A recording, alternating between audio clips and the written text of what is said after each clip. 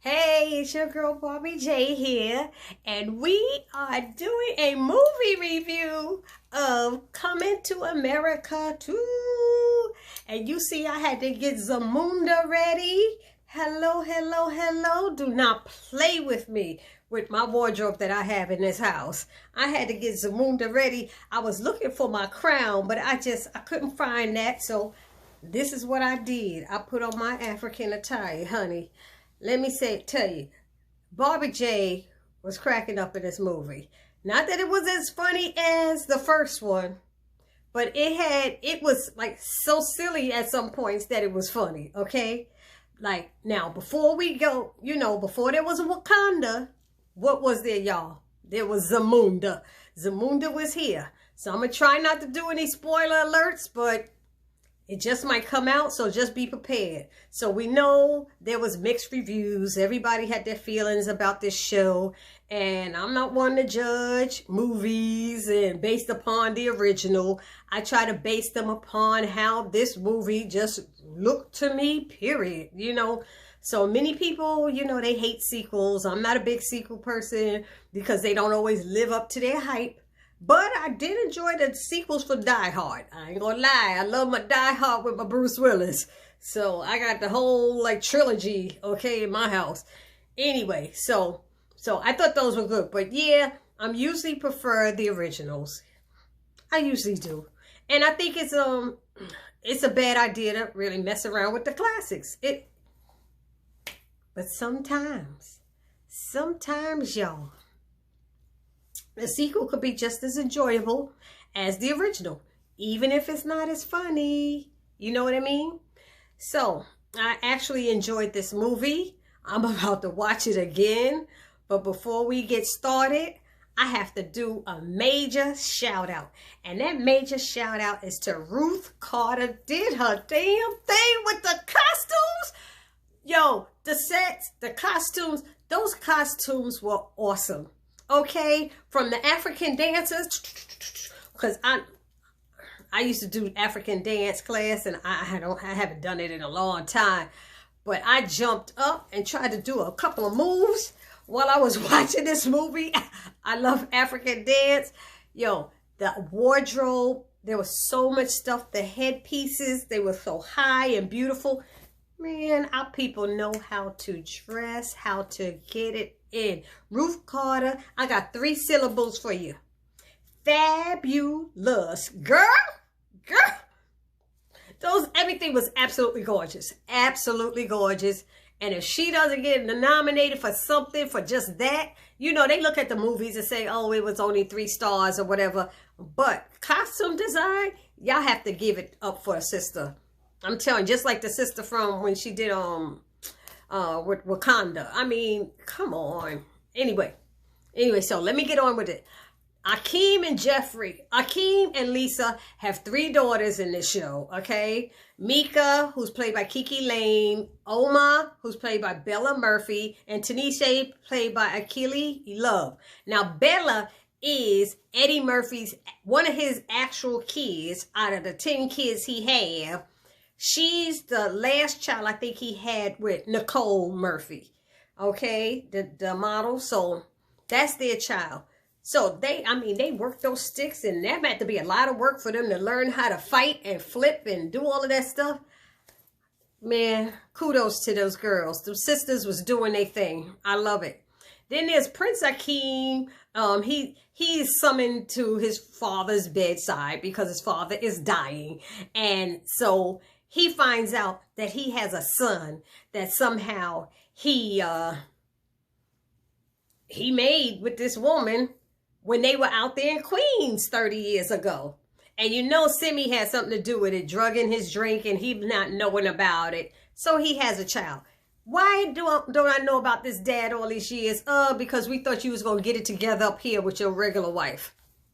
He got 3 girls. Women can't be kings of the kingdom. They can't rule, is the law. So that's an issue. Who was funny in there? Okay, so the father knows he's dying. He decides he wants a funeral while he alive. He wanted a funeral while he alive. So they had a funeral for for him, and this funeral was off the chain. It was fantabulous, okay? The funeral had everybody was up in there. All the names, all the who's who in music and everything was up in there. And they had who sang? En Vogue sang, Gladys Knight. I mean, Salt and Pepper. Hey, they was getting it in. I said, okay, this is too much for me. And they said John Legend was there. I missed the scene with John Legend. He was supposed to have been up in there as well. So, anyway, the funeral scene, it was funny because the music was jamming. And Eddie Murphy, Akeem had to play a part where he's dancing and he's off rhythm and beat. So he had the wrong rhythm. So that was hilarious. What else? Wesley Snipes. Wesley Snipes played General Izzy. That man was so funny. I forgot he had a sense of humor. I'm like, Wesley, you funny. He was trying to get his kids married off. Because what the issue is, Wesley Snipes' sister was, what's her name? Was Imani Izzy. That's the one who played, Vanessa Bell Calloway played with, woof, woof, woof. She's still over there barking in this episode. Woof, woof, woof, big dog, woof, woof, little dog. So she's there. So Akeem left her standing at the altar. So there's been, I guess, a problem between the families because of that. And so now with Wesley Snipes being General Izzy, he's trying to make things right if he don't get his son, you know, to marry one of Akeem's daughters, because he's thinking the daughter's going to take over. But when he find out Akeem have a son, all of a sudden Wesley got a daughter that he's married. And who played Wesley's kids? Edie, his son Edie was played by Rotimi. Rotimi, y'all know him. And his daughter was Boputu was played by Tiana Taylor. Boputo. I can't even pronounce some of these names. So that was funny. Then I like the scene with Lavelle, the son. I didn't see him great as the son because, I don't know, it seemed like he was a lighter complexion in both of them. They both dark-skinned. The kid came out a little bit lighter to me. I just wanted to see a dark-skinned chocolate brother or something to play that part. But it don't matter, you know. But he had a scene at the job interview with Colin Jost from Saturday Night Live. That scene was funny because he wore into him. I'm not going to tell you what happened. I want you to remember to watch that scene. It was funny. And what else? Now, see, once he went to Queens, Akeem goes to Queens to find his son, and he wants to bring him back home. Now, this is 30 years later. And, you know, with the times changing, how things are now, come on now and tell me, y'all, it wouldn't have been funny if he ran a DNA to make sure it was his kid. It's like, run a DNA. They should have had Jerry Springer on there saying, you are the father or you're not the father. I just thought that would be a good time to do something like that. That would have been so funny. And what else? And then I was saying, what else would have been funny? If they would have had the Soul Glow guy, Soul Glow, come out there. Remember he had the Jerry curls, and now he would have the Afro pick for natural hair. They should have had the Soul Glow for natural hair. And then what happened to Lisa's sister? She the only one that wasn't there from last time that I remember of. Of course, Madge Sinclair wasn't there because she passed away, God rest her soul. But what happened to Lisa's sister? And what else? Poor Gabrielle, what's that? Garcelle Bouzet. She's still a flower girl, still throwing the flowers. She was there still leading it, but she was in front this time throwing the flowers. She was in front last time, I think, too. What they call a fancy, right? And the barbers. How old them damn barbers? Wasn't they about 60, 70 years old back then? I was like, they still alive? And Madge passed? I was like, how they still alive? They got to be 90. Up there sitting in there cutting, in their 90s, cutting hair at this time. I was like, okay, this don't make no sense. And then they got the first fast food restaurant. It's McDowell's in Zamunda. And John Amos still kicking with Louis Anderson. I said, is Louis the only white man up in Zamunda right now? So I was cracking up. So then I also like the scene with Lisa getting drunk with the only homegirl from Queens, which was Lisa Jones, because she was Lavelle's mother. She was the mother. She's the one who's supposed to got it on with Eddie Murphy back in the day. And what's his name? Tracy Morgan was Lavelle's uncle. So he was Leslie Jones' brother. So they played that part. But all of this happened in like such a short amount of time. Like, what, he was there in Zamunda, what? 4 days? 5 days? He done met the hairdresser. What is that? The girl who did his hair? The royal groomer or barber or something.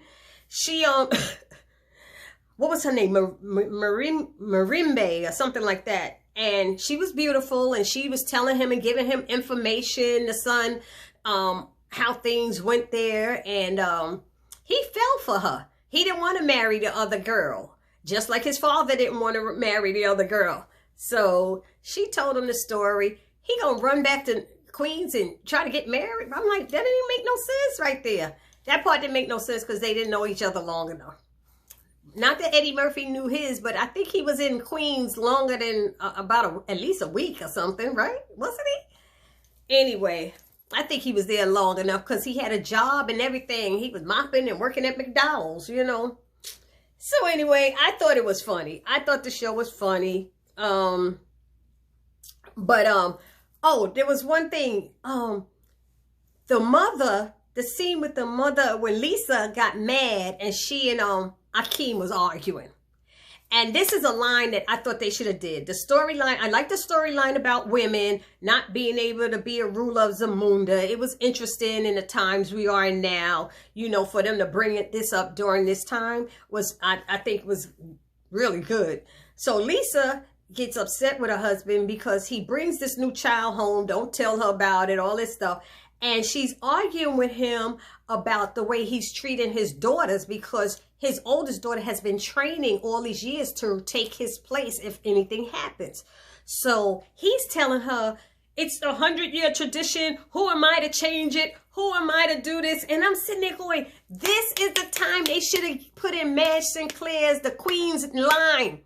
Remember when she told the husband in the car in the first one? He said, who am I to change it? She goes, I thought you were the king. And that's what they should have brought her spirit into the show. I was looking for that, for her to say, I thought you were the king. That's what they should have had Lisa say to him. Because he's like, this is a tradition and a woman can't rule the Zamunda and blah, blah, blah. I was like, man, they missed out a couple of scenes here. So that was the only thing that I had concern about. I would love to have the spirit of, you know, like I said, Madge Sinclair in there, Queen Mother. And then even Akeem's, when he got upset about his fight with Lisa, he went to McDowell's and was there mopping, talking to the father. And the father asked him, what would your mother say right now? Or what would your mother do right now? And maybe that was the scene that brought in the spirit of Madge Sinclair. But I thought it was a good, you know, it was a wonderful show. I enjoyed it. I'm going to watch it again. Y'all go out and check it out. And like I said, they had the who's who of people in there. Linnell was in there, In Vogue, Gladys Knight, Rick Ross, Mutombo, DeVito, Colin Jost, John Legend, Morgan Freeman had a scene. Trevor Noah, Salt and Pepper, even Yana Crawley from Sunday Best. She was one of the winners. She was in the choir. Also, there was 2 women in the choir that had the last name Murphy, Cherie Murphy and Sharita Murphy. And I was sitting there going, who were they? You know, but I found out they are a group that's in Atlanta, Georgia called the Black Betties. Check them out. But lastly was, they brought in everybody. Sexual Chocolate, my man, the group. Back in the days when that movie came out, I was working at this job at a bank, and the people used to call me Sexual Chocolate. I guess I used to look, I was dark chocolate and walking around with my cute little outfits on. And I kept telling them, y'all better stop calling me Sexual Chocolate, especially now. This is the Me Too time. I said, let one of y'all run for president. I'm going to come out of the woodwork and say how y'all sexually harassed me. But I enjoyed this movie. It was so cool. I think I hit on everything and everybody. Yep. That was it. I loved it. This is your girl, Barbie J, saying peace.